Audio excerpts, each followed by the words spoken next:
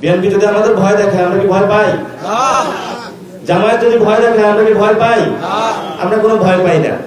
আমরা জনগণের একটি অ্যালায়েন্স মানুষের সামনে উপহার দিতে যাচ্ছি ইনশাআল্লাহ। আগামী কয়েকদিনের মধ্যে বাংলাদেশের মানুষ অ্যালায়েন্স দেখতে পাবে, যে অ্যালায়েন্সটা সংস্কারের পক্ষে, যে অ্যালায়েন্সটা নারীদের পক্ষে, আলেম ওলামাদের পক্ষে, দুর্নীতির বিরুদ্ধে, সন্ত্রাসের বিরুদ্ধে, চাঁদাবাজির বিরুদ্ধে।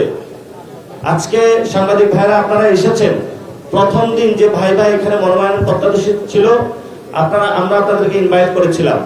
আপনারা ঘুরে ঘুরে সব দেখেছেন, দেশবাসীকে দেখিয়েছেন। এখনো আমাদের ওপেন রয়েছে, আপনারা সবাইকে দেশবাসীকে দেখাবেন। আমাদের খুবই স্বচ্ছ প্রক্রিয়া। এই প্রক্রিয়ার মধ্যে একজন চাষাভুষা, একজন রিক্সা চালক এবং প্রান্তিক ছেলে হাসনাত আব্দুল্লাহর মতন, যে ঢাকা ভার্সিটিতে পড়াশোনা করে রাজনীতিতে আগ্রহী হয়েছে, জীবনে কখনো